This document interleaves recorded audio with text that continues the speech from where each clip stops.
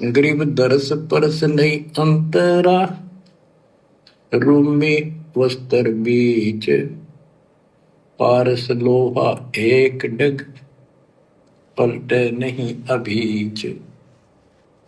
उदाहरण देते हैं कि जैसे कई भक्त ऊपर से इतने परम भगत दिखाई देते हैं। सुन लो, ऊपर से कई भगत इतने बड़े परम भगत दिखाई देते हैं। अब गुरुजी का संकेत कहाँ है?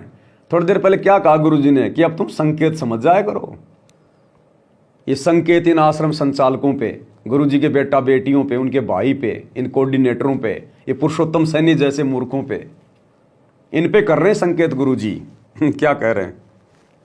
ऊपर से इतने परम भगत दिखाई देते हैं और गुरुजी के कतीजा में बहुत निकट, बहुत पहुंचे, बहुत अच्छी आस्था वाले हैं, लेकिन इससे बात बनेगा नहीं जब तक दिल से नहीं चाहोगे गुरुदेव को और मालिक को। और दिल से चाहने वाला कभी भी राजनेताओं की गुलामी नहीं करेगा, चक्कर नहीं काटेगा उनकी ऑफिसों में, उनके घरों में, उनकी रैलियों में, कभी भी गुंडों की सीबीआई जांच नहीं करवाएगा, जाटों के आरक्षण में नहीं बैठेगा, जाटों की धर्मशाला नहीं बनवाएगा, स्टेडियम नहीं बनवाएगा, धर्म को धंधा नहीं बनाएगा। जो गुरुजी को दिल से चाहेगा वो केवल अपना आत्म कल्याण चाहेगा, उतना ही करेगा जितना गुरुजी के ज्ञान में है। एक उदाहरण दिया है कि दरस परस नहीं अंतरा, रूमी वस्त्र बीच, पारस एक पत्थर होता है, लोहे को टच करते ही सोना बना देता है, चाहे से छूते ही।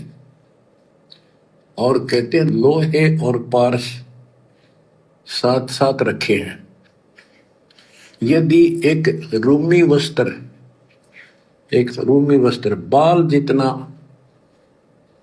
पतला कपड़ा, यदि इतना भी बीच में गैप रह गया पारस पत्थर और लोहे के, कितने दिन रखा रहो उसमें कोई चेंज नहीं होगा, कोई परिवर्तन नहीं होगा। इसी प्रकार अपने गुरु और भगवान के प्रति जब तक आपकी आस्था कति दिल से नहीं जुड़ेगी, बिल्कुल दिल से, वो कसक आपको अपने आप महसूस होगी। जैसे सत्सेवकों का जुड़ गया तार दिल से अपने गुरुजी से, जैसे सत्सेवक भाई बहनों ने अपने गुरुजी से दिल से अपना तार जोड़ रखा है कि हम खुद मर जाएंगे लेकिन मर्यादा नहीं टूटने देंगे। हम केवल अपने गुरुजी के चरण चाटेंगे, इन दो कोडी के राजनेताओं के नहीं चाटेंगे। हम गुरुजी के सत्संगों में धक्के खाएंगे, राजनेताओं की रैलियों में नहीं खाएंगे। हम अपने स्वार्थ के लिए दुनिया की चापलूसी नहीं करेंगे, स्टेडियम नहीं बनवाएंगे, धर्मशालाएं नहीं बनवाएंगे। अभी गुरु के परिवार का, इन कोऑर्डिनेटरों का गुरु से दिल से तार नहीं जुड़ा और ना जुड़ पाएगा इस जन्म में तो मुश्किल है। इस जन्म में तो मुश्किल है, क्योंकि पहाड़ जैसी दूरी बन चुकी है, पहाड़ जैसी दूरी। अर्जुन सर्जन को क्या कहा था परमात्मा ने कि भैया चाहे कितनी बात बनाओ, अब तुम मेरे इस शरीर से पार नहीं हो सकते। तो वर्तमान सतगुरु रामपाल जी के स्वरूप से उनका परिवार, ये कोऑर्डिनेटर, ये आश्रम संचालक इस जन्म में मोक्ष प्राप्त नहीं कर सकते। और अगला जन्म भाई किसने देखा? अगला जन्म किसने देखा?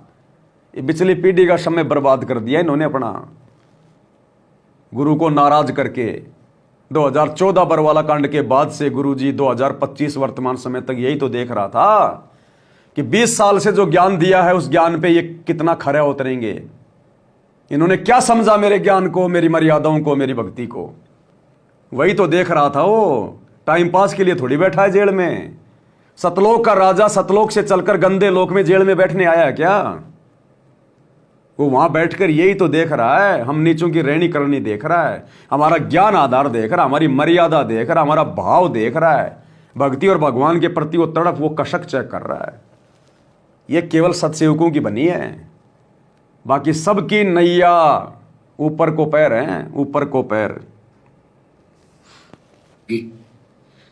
बिल्कुल दिल से वो कसक आपको अपने आप महसूस होगी कि संसार में आपका कोई नहीं है।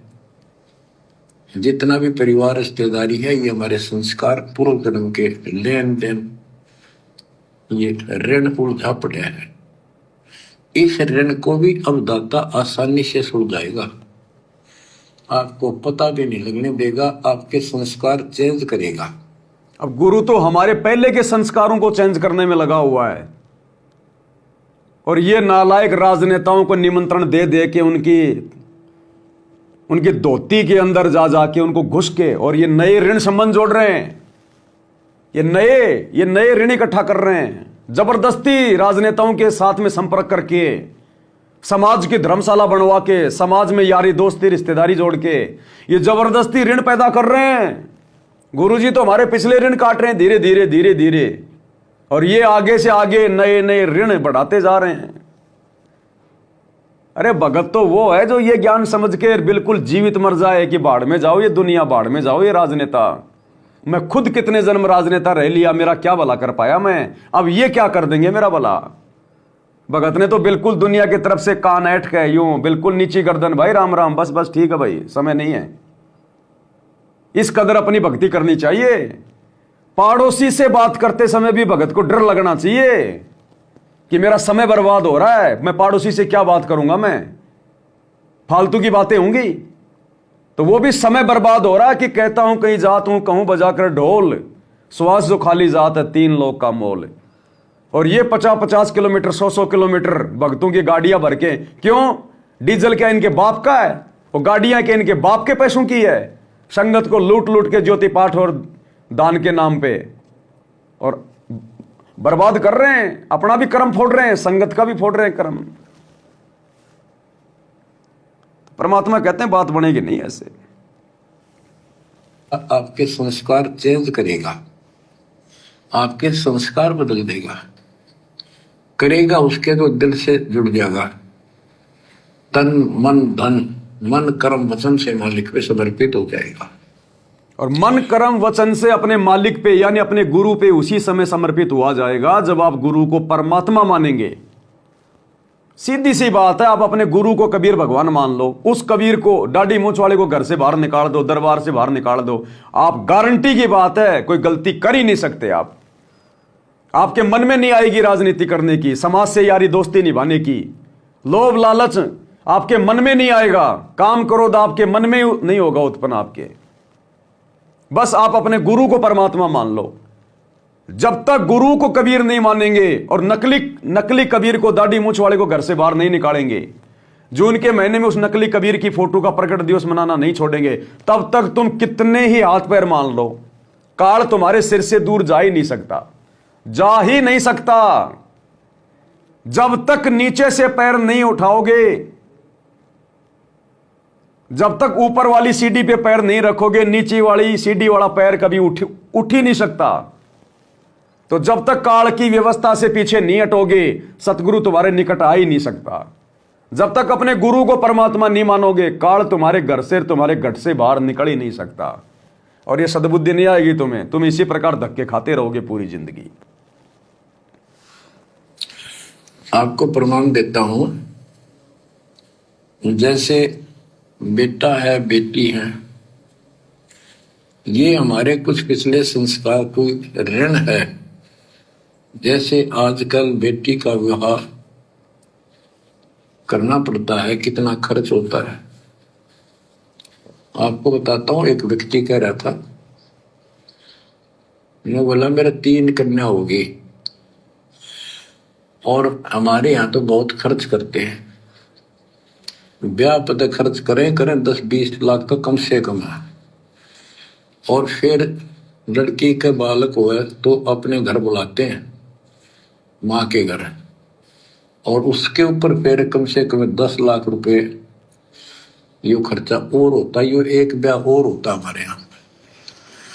ये ऐसी परंपराएं हमने आप सर पर रखी हैं, और भी दूसरे समाजों में देख लो बहुत खर्चे होते हैं, और लड़की को हमने अपने आप बोझ बना रखा है। बच्चों, अब परमात्मा ने कैसी कृपा की है, दास ने मालिक का आदेश और गुण अवगुण सारे क्लियर कर दिए कि अभी ये ऐसा करने से ऐसा हानि, ये करने से ऐसे लाभ। यानी सारी नियम मर्यादा अपने सत्संगों में, अपने विधान में गुरुजी ने हमें बता दिए कि भक्तों अगर ऐसे चलोगे, ये मर्यादा निभाओगे तो ये मिलेगा, और ये मर्यादाएं तोड़ोगे, मनमाना आचरण करोगे तो ये दुख पाओगे।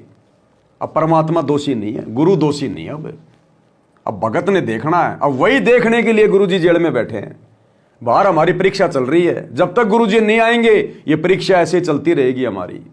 भाई जो गुरु बचन पे डट गे, कट गे फंद 84 के, कट गे फंद 84 के, कट गे फंद 84 के।